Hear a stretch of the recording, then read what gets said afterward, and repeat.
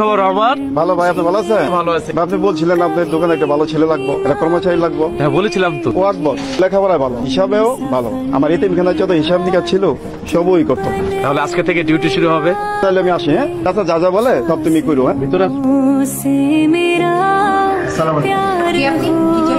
চাচা বাজার করে পাঠিয়েছে, বাজার দিতে আসেন।